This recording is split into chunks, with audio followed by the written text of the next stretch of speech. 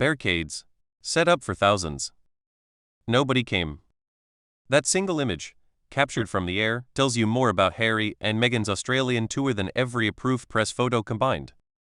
And today, we're going to walk through exactly what happened, what was sold, what was delivered, and what the permanent record actually shows. Here's the question the Australian tour forced into the open: can you sell public service as a product?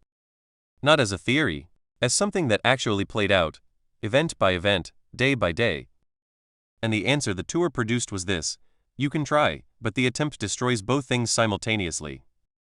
The service loses its meaning the moment it's entangled with commerce, because the audience can no longer tell where the charity ends and the advertisement begins. And the commercial product underperforms, because people can sense that something is off, that the warmth is manufactured, that the children in the photographs weren't the point, they were the content. Hospital visit, clothing listing. Massacre memorial, clothing listing.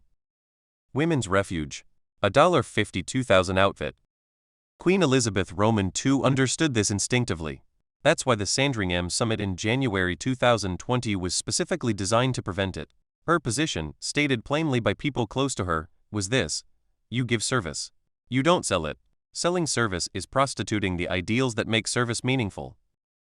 The couple rejected that framework, and Australia became the live test of what happens when you do. Let's talk about the wellness retreat in Sydney. People paid the equivalent of roughly $3,100 Australian dollars, a significant sum, to attend a weekend event with Meghan. That was the offer. A weekend. What multiple sources now describe, including people who were present, is that what attendees actually received was approximately 122 minutes of Meghan's time. Photographs have emerged of the event room laid for 5 people rather than 10. Attendance described by sources as closer to 50 or 60 rather than the 300 that had been publicly suggested. Lady Colin Campbell, drawing on direct conversations with attendees, described the event as, in her words, embarrassingly dreadful. People believed they were getting Meghan for the full weekend. They got 122 minutes. And many of them felt, plainly, that they had been taken for a ride. This is not the outcome of a successful commercial event. It's the outcome of a commercial event that failed to deliver what it sold. And here's why that matters beyond the event itself. The people who attended have social networks. They talk. They tell the people who were considering the next event exactly what they received. The word of mouth from a disappointed audience, people who wanted to believe in the product, is more commercially damaging than any critical review. Now back to those barricades. The infrastructure rolled out across Australia, the crowd management systems, the barriers, the staging, was designed for a popular couple, for thousands of people. The Sydney Opera House walkabout. No public present. War at a stadium. Silence. The aerial photographs showing empty barricades stretching down empty streets. One woman on a beach, who did not move when Meghan walked past. This is the Australian public's honest market assessment of the Sussex brand. Not organized, not coordinated. Just 50,000 people signing a petition, and crowds that simply never materialized at venues that expected them.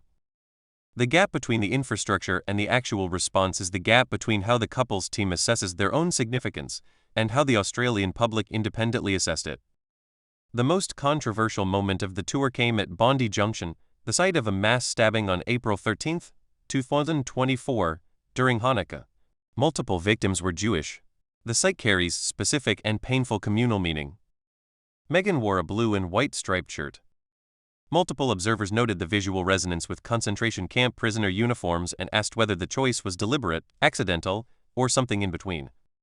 Here's what makes the question impossible to dismiss easily. Meghan has described herself, across multiple interviews over the years, as someone for whom nothing is accidental.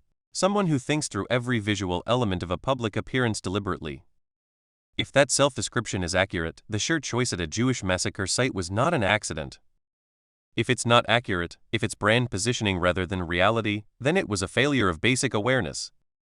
Either way, the outfit was listed for commercial sale the same afternoon. Whatever the shirt choice represents, the commercial listing that followed it compounds the problem into something that observers across the political spectrum found deeply uncomfortable.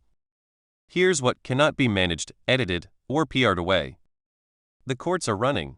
The central lawsuit is in the London High Court. The Daily Mail case is approaching judgment.